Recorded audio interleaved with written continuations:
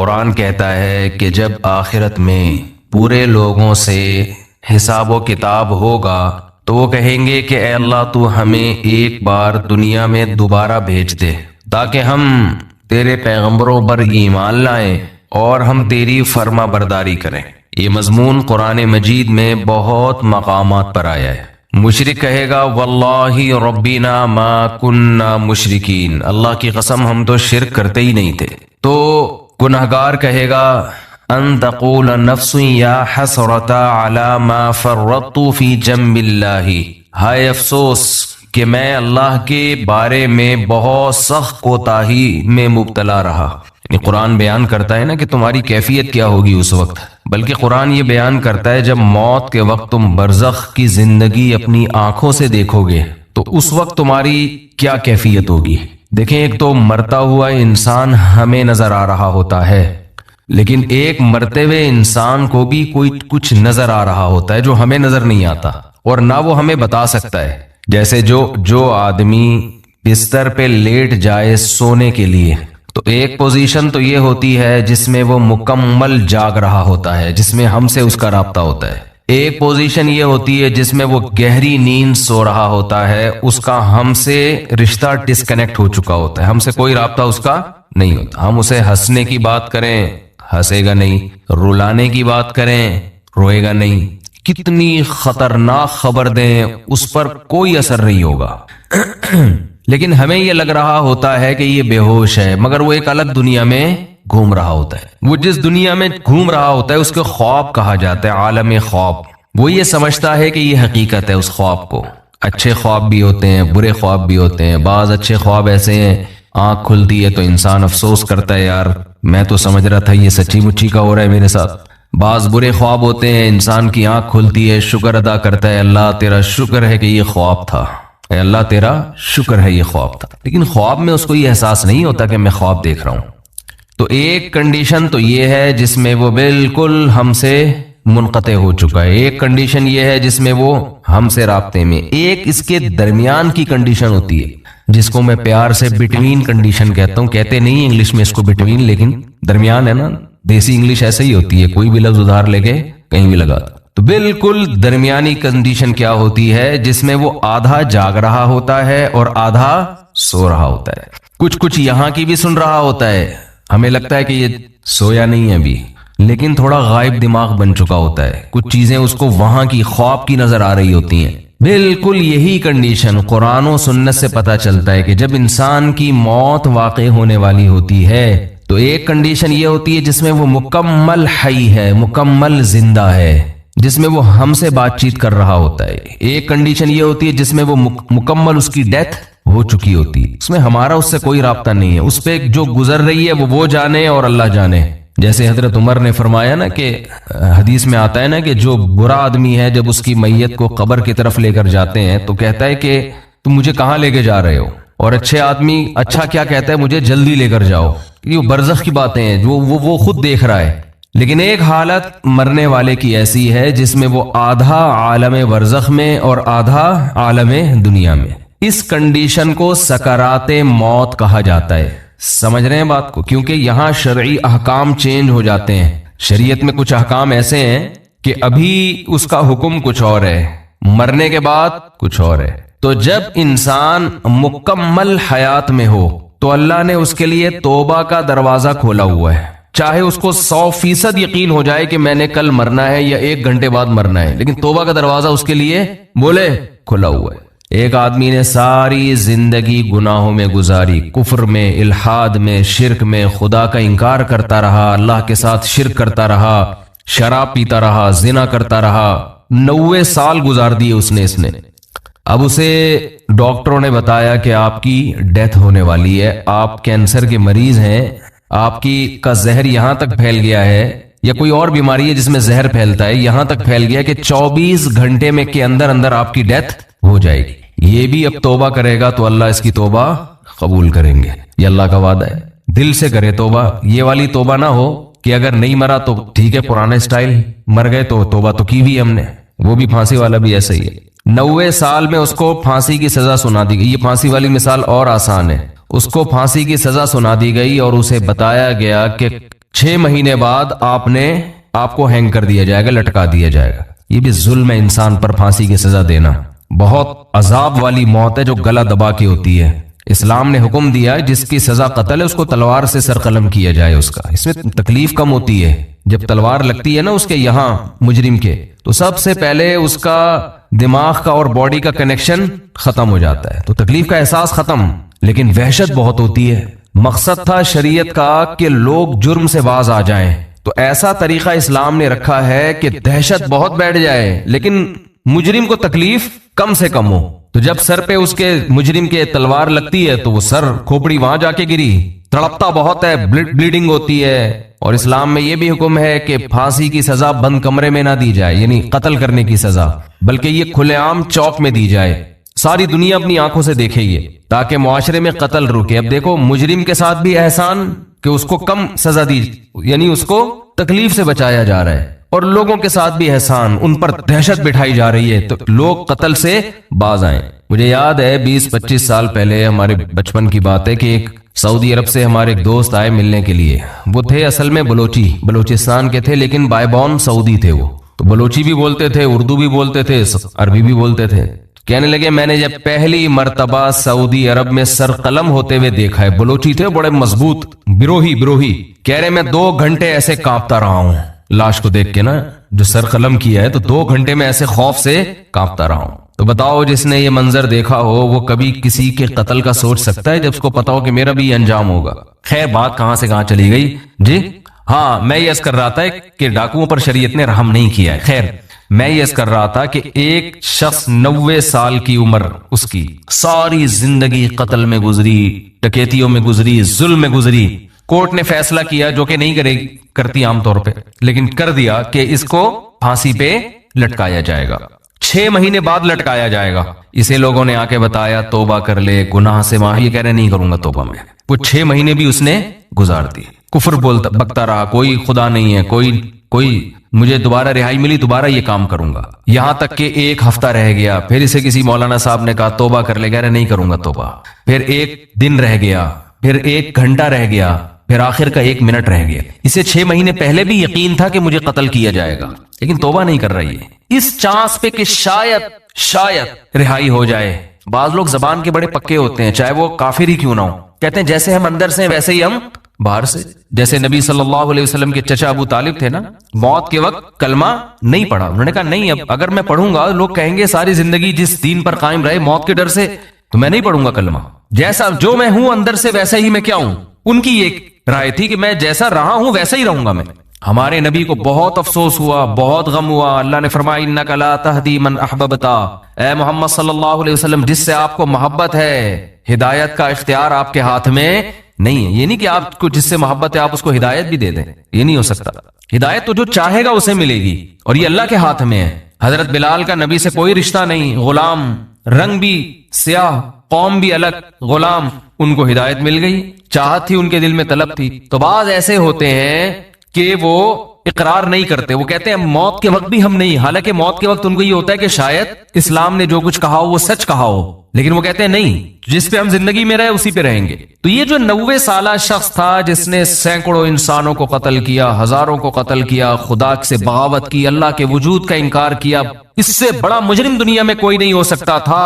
इसे बताया गया 6 महीने बाद तुम्हें लटका दिया जाएगा। लोगों ने कहा तौबा कर ले, इसने कहा कि नहीं, क्योंकि इसको ये था कि शायद मैं रिहा हो गया, 1% चांस है, तो मैंने तो वो बदमाशियां दोबारा करनी है, फिर मैं किस मुंह से लोगों के पास जाऊंगा। लोग कहेंगे अच्छा पहले इस्लाम बातिल था अब इस्लाम सही हो गया, तो इसने डिले की। इसने कहा नहीं, यहां तक कि इसको लटकाने में 1 मिनट बाकी है, 1 मिनट।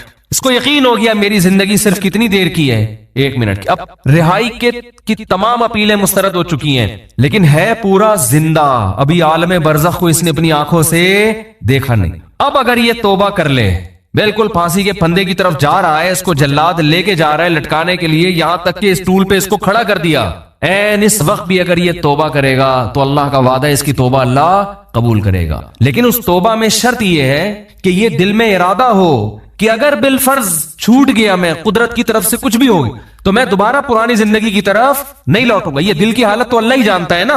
یہ پکا عزم دل سے ہو اور زبان سے اقرار کرے کہ اللہ میں اسلام کو قبول کرتا ہوں, میں تیرے وجود کا قائل, تیری توحید کا قائل, تیرے پیغمبروں کا قائل. مجھے اگر رہائی مل گئی تو میں دوبارہ اس پرانی زندگی کی طرف نہیں آؤں گا. حالانکہ رہائی ملنے کا کوئی چانس نہیں ہے. قرآن سے, صحیح احادیث سے, متواتر احادیث سے اہل سنت والجماعت کا عقیدہ ہے کہ اس وقت ایک سیکنڈ کی توبہ اللہ اس کے تمام گناہوں کی دیوار کو گرا ڈالے گی.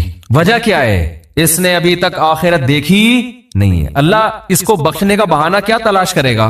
ہو سکتا ہے فرشتے اعتراض کریں, اللہ اب تو موت کا یقین ہے, اس کو اس کی توبہ کس بات کی؟ اللہ کہیں گے موت کا تو یقین ہے, لیکن فرشتے اور آخرت اس نے اپنی آنکھوں سے غیب پر ایمان ہے, اور غیب پر ایمان اللہ قبول کرتا ہے. بہت سے لوگ اس کنڈیشن میں بھی توبہ نہیں کرتے, بلکہ زیادہ تر تو نہیں کرتے.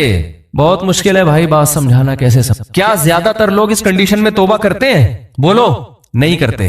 جاؤ ہسپتالوں میں کینسر کے مریضوں کو جا کے دیکھ لو, جیسے تھے ویسے کے ویسے ہی ہیں. غیر مسلموں کو دیکھ لو, بسترے مرگ پہ تڑپ رہے ہوتے ہیں. جو بت پرست تھا وہ بت پرستی میں ہی مرتا ہے, وہ پھر بھی نہیں کرتا توبہ. تو یہ بھی بہت 1% خوش قسمت لوگ ہوتے ہیں جو عین اس وقت میں توبہ کر لیں, ورنہ توبہ ہوتی نہیں ہے.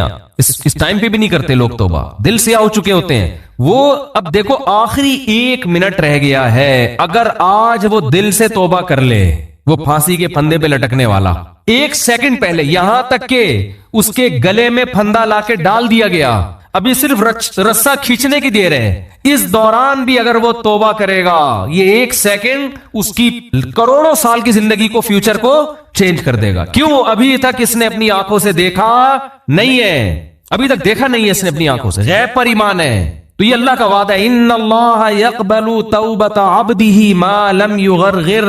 بخاری مسلم کی حدیث, نبی صلی اللہ علیہ وسلم نے فرمایا اللہ اپنے بندے کی توبہ اس وقت تک قبول کرتا ہے جب تک اس کو غرغرہ نہیں آتا. غرغرہ کا مطلب سکرات موت میں مبتلا نہیں ہو جاتا وہ.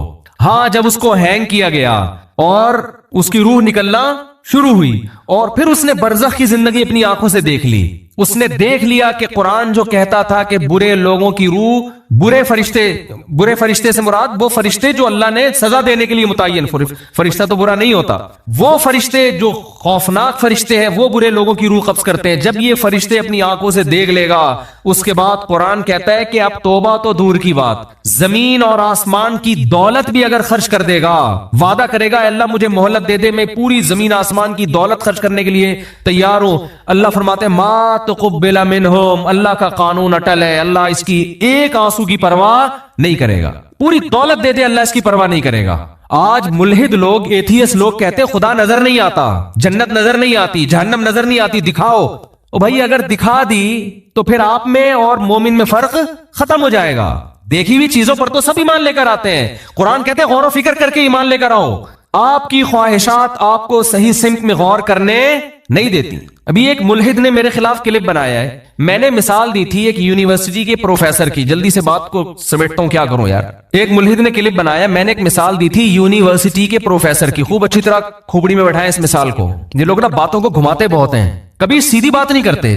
مجھ سے ایک طالب علم ملا, اسٹوڈنٹ ملا یونیورسٹی کا, اس نے کہا ہمارے ایک پروفیسر نے کہا کہ دیکھو گاڑی کے ایکسیلریٹر پہ ہم پاؤں رکھتے ہیں تو گاڑی موو کرتی ہے, بریک پہ پاؤں رکھتے ہیں تو گاڑی رکتی ہے. تو خدا کہاں ہے؟ یعنی ہر کام کرنے سے ہو رہا ہے نا. خدا تو جب ہوتا جب ایکسیلریٹر پہ پاؤں رکھو اور وہ روک دے گاڑی کو, بریک پہ پاؤں رکھو اور وہ چلا دے. تو یہ ہر کام کی ایک لاجک ہے. تو ہر کام کے پیچھے ایک سائنس ہے, ایک لاجک ہے. خدا نہیں ہے معاذ اللہ. میں نے کہا یہ مثال ہی خدا کے وجود کی سب سے بڑی دلیل ہے. گاڑی کے ایکسیلریٹر پہ جب تک پاؤں نہ رکھیں وہ چلے گی خود سے؟ بولو.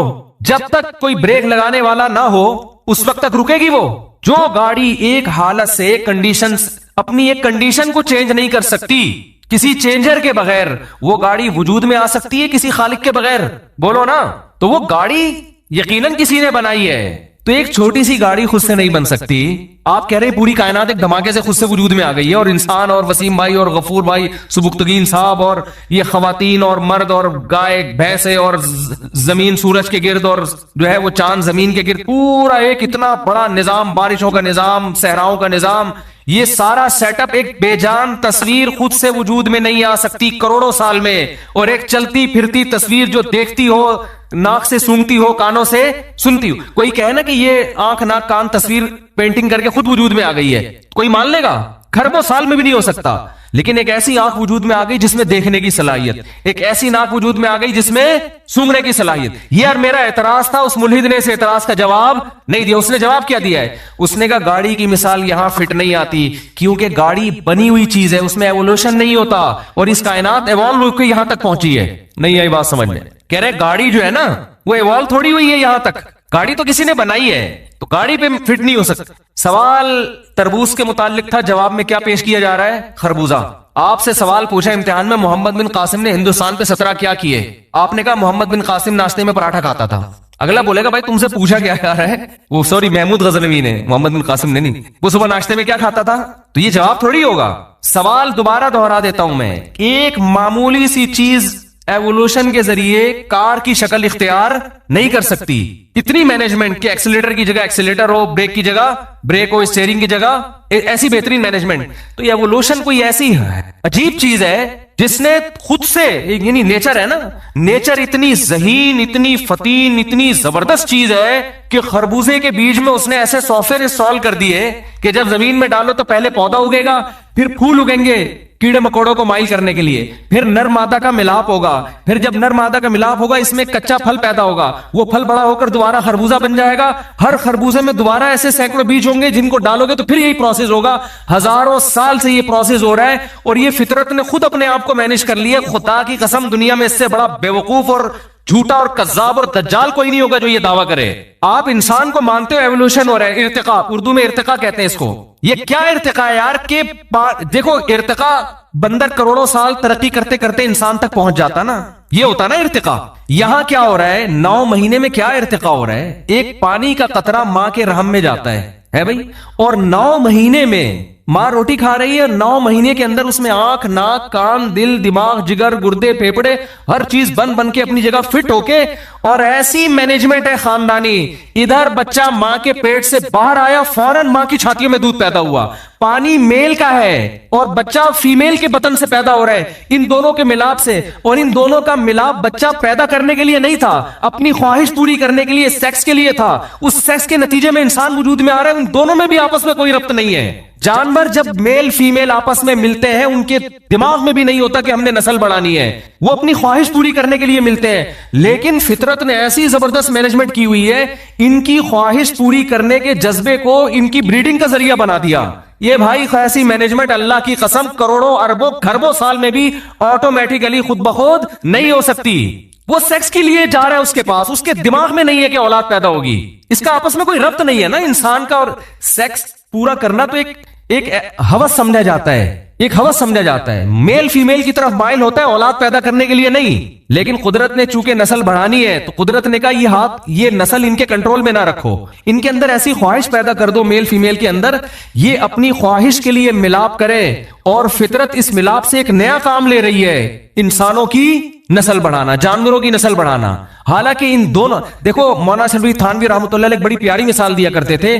کوئی مرد اور عورت جنگل میں پیدا ہوں، یعنی کوئی بچے ہوں، ان کو جنگل میں چھوڑ کے چلے جائیں آپ، ان کو نہیں پتا ہوگا نا کہ ہم دنیا میں کیسے آئے. وہ غور کرتے رہیں گے سائنسدانوں کی طرح نا بیٹھ کے. انہیں کوئی بتائے کہ تم ایسے وجود میں آئے کہ مرد اور عورت کا ملاپ ہوا، اس میں پانی کا ایک گندا قطرہ، اور وہ قطرہ دکھا دیا جائے کہ یہ ہے. اس میں ایسے صلاحیتیں ہیں کہ یہ جب ایک خاص پروسیس کے تحت ماں کے رحم میں گزرے گا تو اس میں آنکھ، ناک، کان، دل، دماغ، جگر، تم جیسا انسان پیدا ہو جائے گا. مولانا تھانوی فرمایا کرتے تھے وہ 100 دفعہ آپ قرآن پہ ہاتھ رکھ کے قسمیں اٹھا لیں وہ اس بات کا یقین نہیں کرے. وہ کہہ رہے ہو ہی نہیں سکتا. وہ فرضی مفروضے گڑے گا، وہ کہے گا یہ نہیں ہو سکتا. جب تک وہ اپنی آنکھوں سے دیکھ نہ لے، دیکھے گا تو کہے گا کہ واقعی یہ ہوا ہے. ہم تو دیکھ رہے ہیں اپنی آنکھوں سے، اس لیے مانتے ہیں. تو کیوں خدا کے دشمن بنے ہوئے ہو بھائی؟ مان لو اس خدا نے مٹی، اور پھر دیکھو کہہ رہے کہ مٹی سے بنایا. قرآن کبھی کہتا ہے مٹی سے بنایا، کبھی کہتا ہے پانی سے بنایا. تو کہہ رہے قرآن کی آیتیں آپس میں ٹکرا رہی ہیں. قرآن ہی پڑھ لیا ہوتا تو آپ کو پتا چل جاتا. قرآن کہہ رہے سورہ حج کے پہلا رکوع، یا ایھا الناس ان کنتم فی ریب من البعث، ہے لوگوں اگر تمہیں یقین نہیں آتا نا میں مٹی کو دوبارہ کیسے انسان بناؤں گا، فإنا خلقناکم من تراب، سب سے پہلے ہم نے تمہیں مٹی سے بنایا، ثم من نطفہ، پھر اس مٹی کو نطفے میں تبدیل کر کے پھر نطفے سے بنایا، ثم من مضغہ، پھر اس نطفے کو ہم نے من علقہ خون میں تبدیل کیا، ثم من مضغہ پھر گوشت میں تبدیل کیا۔ تو قرآن کہیں کہتا ہے خون سے بنایا، قرآن کہیں کہتا ہے گوشت کے لوتھڑے سے بنایا، قرآن کہیں کہتا ہے مٹی سے بنایا۔ قرآن ان تمام اعتراضات کا ایک آیت میں جواب دے دیتا ہے کہ یہ ترتیب وار بنائے ہم نے، لیکن قرآن اصل میں جو بتانا چاہ رہا ہے، ملحد وہاں سے ایسے نظریں چرا کے بھاگتے ہیں اور ایسے نابینا بن جاتے ہیں جیسے کبوتر بلی کو دیکھ کے آنکھیں بند کر لیتا ہے۔ قرآن کہہ رہا ہے یہ سارے پروسیس ایوولوشن کا نتیجہ نہیں ہو سکتے، اتنا زبردست فطرت اپنے آپ کو مینٹین نہیں کر سکتی کہ پہلے مٹی سے منی کا قطرہ بن رہا ہے، پھر اس منی ماں کے رحم میں جا رہی ہے، وہ گوشت میں، وہ خون میں تبدیل، پھر خون گوشت میں تبدیل، پھر گوشت، اور یہ ساری ایسے، اور کوئی ایسا نہیں کہ لوتھڑا باہر آ جائے۔ جب تک ماں کے پیٹ میں خوبصورت انسان تیار نہیں ہو جاتا، انتہائی بدبودار ہوتا ہے، جب تک وہ تیار نہیں ہوتا انتہائی خوبصورت بن کے باہر نکلتا ہے، اور ادھر نکلتے ہی ماں کی چھاتیوں کے اندر خدا دودھ پیدا کر دیتا ہے۔ اے لوگوں، اگر تمہیں شک ہے خدا تمہیں مٹی میں جانے کے بعد دوبارہ کیسے زندہ کرے گا، اللہ فرماتے ہیں اپنے ماضی کی طرف دیکھو، جو اس طرح سے 9 مہینے کے اندر اتنے پروسیس سے گزار کے انسان بنا سکتا ہے ایک پانی کو، وہ اس مٹی میں جان ڈال کے تمہیں دوبارہ بھی انسان بنا سکتا ہے۔ تو سوال میرا کیا تھا اور جواب گھما دیا، اور نیچے لوگوں کے کمنٹس ہیں، ہاتھ تان کے رکھو ان مولویوں کو، کھینچ کے رکھو، اس طرح کی نا کمنٹس ہوتے ہیں لوگوں کہ یہ لوگوں کو مذہب کے نام پہ الو بنا رہے ہیں۔ مذہب نے جتنا مولویوں کو جکڑا ہے نا، اتنا آپ لوگوں کو نہیں جکڑا۔ تھوڑی دیر کے لیے اللہ نہ کرے ہم تصور کر لیں مذہب کی چادر اتار کے پھینک دیں ہم، تو ہمارے لیے بھی عیاشی کے دروازے کھلے ہوئے ہیں جیسے آپ کے لیے کھلے ہوئے ہیں۔ عیاشی پھر تو جو چاہے کرو بھائی۔ لوگ یہ تانا دیتے ہیں کہ ان مولویوں کی عزت مذہب کی وجہ سے ہو رہی ہے، اس لیے یہ مذہب کی طرف لوگوں کو لاتے ہیں۔ مذہب سے ہٹیں گے، ظاہر ہے جو لوگ ہاتھ پاؤں چوم رہے ہیں، عزت دے رہے ہیں، وہ ختم ہو جائے گی نا۔ ہدیے ملتے ہیں لوگوں کی طرف سے، نذرانے ملتے ہیں، ان دعویٰ ہے یہ، فرض کر لو ہدیے نذرانے بھی مل رہے ہیں، آپ بھی اپنے بچوں کو پھر مولوی بنا دو نا۔ ہمارے سابق صدر کو چاہیے کہ وہ اپنے بچے کو مدرسے میں داخل کر دیں، اس میں عیاشی کیا ہے، بولتے کیوں نہیں، اس میں زیادہ عیاشی ہونی چاہیے نا۔ پھر وہی مثال ہے، لوگ مجھے کہتے ہیں 4 شادیوں میں عیاشی، میں کہتا ہوں پھر کروا لو، ہمارے سابق صدر سے بولو آپ کر لو 4 شادیاں۔ عیاشی کا تو کس کو شوق نہیں ہوتا، دنیا کے ہر عیاش آدمی کو چاہیے 4 کر لے، وہ کہتا ہے نہیں، نا اس میں عیاشی، بولتے کیوں نہیں ہے۔ تو آپ ایسی عیاشی کا لیبل ہماری طرف لگا رہے ہو جو عیاشی آپ خود کرنے کے لیے تیار نہیں ہو۔ آپ کہہ رہے ہو نا کہ نبی صلی اللہ علیہ وسلم نقل کفر نباشت، 9 بیویاں رکھ کے معاذ اللہ نقل کفر عیاشی کی ہے، تو آپ 4 رکھ کے عیاشی کر لو۔ آپ تو بیوی بنانے کے لیے تیار نہیں ہوتے، آپ گرل فرینڈ پہ گزارا کرتے ہو، کیونکہ آپ کو پتا ہے کہ اسلام نے جب 4 کی اجازت دی ہے تو مرد کے ذمے اتنے خرچے ڈال دیے ہیں کہ مرد یہ کہتا ہے میں اس پوری ڈیٹیل کے ساتھ، اس نان نفقہ اٹھانے کے ساتھ میں 4 کرنے کا ارادہ نہیں کرتا، وہ نہیں اس عیاشی پہ آتا۔ اکثر یہ کام مذہبی لوگ کرتے ہیں، عیاش لوگ، شراب کباب والے یہ کام نہیں کرتے۔ اور رہا مسئلہ کہ علماء کی گاڑیوں کو دیکھتے ہیں لوگ، لینڈ کروزر میں گھوم رہے ہیں، علماء کے ماضی کو دیکھو۔ ہم جب مدرسے میں گئے نا، پہلا سال تھا ہمارا، تو عربی کی کتاب ہم پڑھ رہے تھے، اس میں بڑی زبردست بات لکھی۔ ہم بڑے علماء کو دیکھتے تھے، بڑی گاڑیاں، بڑے، اور ہم اپنی حالت دیکھتے تھے ہمارا، تو ہم نے کہا یار ہم تو پتہ نہیں فیوچر کچھ کھانے کو ملے گا کہ بھی نہیں ملے گا، کیونکہ سارے علماء کا ساتھ ایسا تھوڑی ہوتا ہے۔ تو ہمارے استاذ نے بتایا کہ جو علماء کے فیوچر کو دیکھ کے زندگی گزارے گا نا، وہ ناکام ہوگا۔ وہ کیا ہوگا؟ ان علماء کا، یعنی وہ گمراہ ہو جائے گا۔ ان علماء کا ماضی دیکھا کرو کہ انہوں نے ماضی کیسے گزارا ہے، تو جاؤ مدرسوں میں جا کے دیکھ لو، آپ بھی دیکھ لو، ہم آپ کو دکھا دیں گے کیسا ہوتا ہے۔ وہاں وہ سہولتیں نہیں ہوتی عام طور پہ جو یونیورسٹیوں میں ہے، وہاں وہ کیریئر نہیں ہوتا فیوچر کا، جو آپ کا بچہ، یقین نہ آئے نا، آپ کی بیٹی کے لیے، آپ کے بیٹے کے لیے کوئی رشتہ آئے، آپ بتاؤ کہ ہمارا بیٹا مدرسے میں پڑھ رہا ہے، آئی بات سمجھ میں؟ 100 رشتے آئیں گے، 1% چانس ہوگا کوئی ہاں کر دے، 100 میں سے 1% چانس۔ جب آپ نے بتایا نا ہمارا بیٹا کیا کرتا ہے، بولو مدرسے کے دوسرے سال میں، ابھی 6 سال اس کے باقی ہیں، یا 4 سال باقی ہیں، یا آخری سال ہے، دور حدیث کر رہا ہے، پتلی گلی سے نکلیں گے وہ۔ اور اسی شکل کا، اسی قد کاٹ کا آپ کا دوسرا بیٹا ہے جو میڈیکل کالج میں پڑھ رہا ہے، جو کمیشن آفیسر بن رہا ہے، یعنی آرمی جوائن کر رہا ہے۔ 100 میں سے 99 ہاں کریں گے، ایک بے وقوف ہوگا، لڑکی کا ابا، وہ کہے گا مجھے ایسی جگہ میں نے ڈاکٹر سے نہیں کرنی۔ تو کیریئر تو ادھر ہے میرے بھائی، یہ تو کوئی ایک آدھ مولوی ہوتا ہے بیچارہ جو، ورنہ اکثر تو ہمارے مدرسوں میں جا کے دیکھو، ہم سے زیادہ صلاحیت والے، ہم سے زیادہ علمی استعداد والے 15 20 ہزار تنخواہیں لے کے سارا دن محنت کر رہے ہیں، بچوں کو پڑھا رہے ہیں۔ زیادہ 99% تو ابھی بھی وہی ہیں، انہیں تو لوگ جانتے نہیں، ان کو ہدیے نذرانے کہاں سے دیں گے؟ تو آپ کہہ سکتے ہیں مجھ سے پھر آپ کیوں نہیں وہاں بیٹھے ہوئے؟ بھائی ہم اس لیے کہ عوام میں ہم نے بیانات شروع کر دیے تو عوام میں ہم مشہور ہو گئے، ورنہ ہمیں تو نہیں تھا کہ ہم مجھے یاد ہے جب میں مدرسے میں پڑھ رہا تھا تو ہمیں بتایا گیا تھا ملا کی دوڑ مسجد سے گھر تک، اس کے علاوہ کوئی لفٹ، ہمارے حضرت نے باقاعدہ عدم لفٹ پر بیان کیا ہے کہ یہ دماغ سے نکال دو کہ تم لوگوں کو عزت ملے گی، پیسہ ملے گا. حضرت کا پہلا بیان ہی یہی تھا، سمجھ رہے ہو؟ جب ہم مدرسے میں گئے یہ نکال دو. اور 99 کے ساتھ یہی ہوتا ہے. شاید اللہ تعالیٰ نے یہ دیکھا ہوگا کہ یہ کشتیاں جلا کے آئے. ہم تو مدرسے میں جب گئے تو ہمیں تو نہیں پتا تھا ہمارا فیوچر کیا ہوگا. ہم نے کہا یار علم حاصل کرتے ہیں، تبلیغ میں وقت لگائیں گے، دین کا کوشش کریں گے لوگوں کو دین پہ لانے کی. پیسے مل گئے ٹھیک ہے، نہیں ملے تو بھی ٹھیک ہے. یہی سوچ کے آئے تھے، وقف کر کے بس ختم، اب واپس نہیں جانا. کسی کو مل جاتے ہیں، کسی کو نہیں ملتے. کسی کا کاروبار چمک جاتا ہے، کسی کو عزت زیادہ مل جاتی ہے، اکثر کو نہیں ملتی. اکثر ہمارے مدرسوں میں جو اساتذہ اور علماء کرام ہیں 99% غریب ہیں، حالانکہ علمی استعداد ان کی بہت زیادہ اور کام دین کا بہت کر رہے ہیں. سمجھ میں آ رہی ہے بات کہ نہیں آ رہی ہے؟ تو وہ یہ سمجھتے ہیں کہ یہ مولویوں نے نا اسلام پہ لوگوں کو لا رہے تاکہ ان کی دکانیں چلی رہے ہیں. تو مولوی کو میرے بھائی آپ کی دکان سے کوئی واسطہ نہیں ہے. وہ پہلے بیچارہ آتا ہے کشتیاں جلا کے آتا ہے کہ اللہ کھلائے گا اللہ پھر. ہمارے حضرت کا پہلا بیان تھا ملا کا رزق. حضرت فرماتے ہیں رزق کی فکر چھوڑ کے دین کے کام میں لگ جاؤ اور رزق ٹکرے مارتا ہوا آئے گا. رزق ٹکرے مارتا ہوا آئے گا. اب ایسا ہی ہو رہا ہے کہ لوگ کھلا کھلا کے بھاگ رہے ہیں، ہم بکرے ہمارے پیچھے بھاگ رہے ہیں. اللہ نظر بس سے بچائے. اب ہم آگے آگے بھاگ رہے ہوتے ہیں، دمبے ہمارے پیچھے کھا لے. نہیں کھاؤں گا یار، مروں گا یار، اور بھی دنیا میں کام ہے، اور بھی دنیا میں غم ہے. ابھی ہم تھر گئے. اللہ وہاں کے جو ہمارے میزبان تھے اللہ جزائے خیر دے، ہم جب وہاں پہنچے تو انہوں نے دسترخوان لگایا. میرے ساتھ جو ساتھی گیا تھا اس نے کہا تھر بیان میں آئے گا. میں نے کہا آج تھر کا کوئی تعلق نہیں آج کے ٹاپک سے، لیکن آ گیا نا بیان میں. میں تھر سے آیا ہوں نا، کل ریگستان نہیں ہے تھر، وہاں گیا تو ہمارے ایک دوست نے کہا مفتی صاحب جمعے کے بیان میں دیکھنا تھر پہ رپورٹ آئے گی. میں نے کہا نہیں آئے گی، میرا ٹاپک ہی جمعے کا یہ نہیں ہے. اب آ گئی واقعی، اس کو صحیح کہا.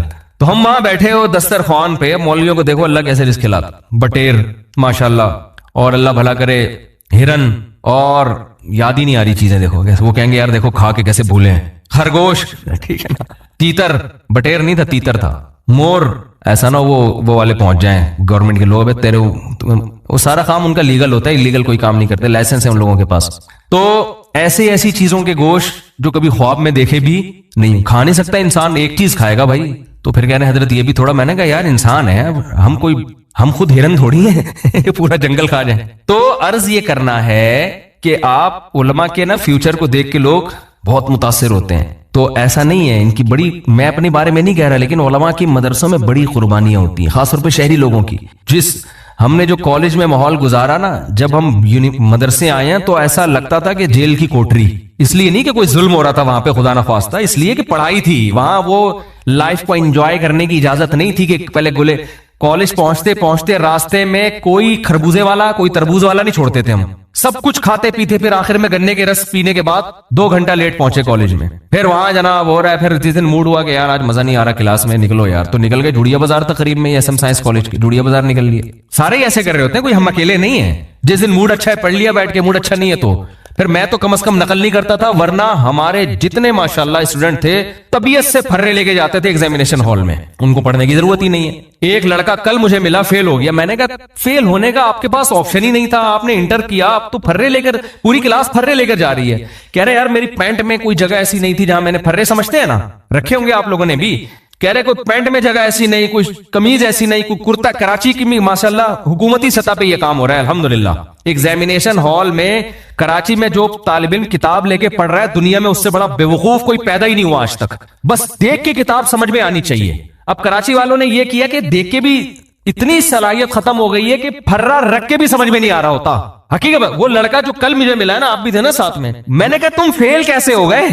کہہ رہے کتابیں لے کے بھی گیا میں امتحان گاہ میں، پھرے بھی تھے، سب کچھ تھا. ٹیچر نے باہر نکل کے بیٹھ گیا. ٹیچر نے کہا بھائی شور نہیں مچانا، جس نے جو کرنا ہے کر لے، یہاں بیٹھ کے پیپر حل کرے، شور نہیں، آواز نہیں آنی چاہیے. اتنے الحمدللہ بھی آداب ہیں کہ شور نہیں ہونا چاہیے، چپ کر کے نقل بھی کرنی ہے، چپ کر، شور نہیں آئے. کہہ رہے وہ کرسی باہر ڈال کے بیٹھ گئے ایگزامینر. تو کہہ رہے ہم نے دبا گئے، چھاپ رہے، پھر بھی فیل ہو گیا. اتنا بھی نہیں پتا کہ یہ سوال آپ سے محمد بن قاسم کے بارے میں پوچھا ہے کہ وہ سندھ میں کم داخل ہوا، پھرے میں لکھا ہے محمد بن قاسم صبح چائے پیتے تھے. یعنی اتنی صلاحیت بھی نہیں ہے کہ یار جو سوال پوچھا جا رہا ہے یہ پھرا اسی کا ہے یا کسی اور چیز کا ہے. بس جو نکالا شاید یہی اس کا جواب ہے، وہی چھاپ کے آ گئے. یہ کام تو ملحد نے نہیں کیا یار. تو یہ ہے اٹ از کالڈ کراچی. یہاں سے سائنسدان پیدا ہوں گے عظیم. بس ختم کر رہا ہوں میں. یہاں سے کون پیدا ہوگا؟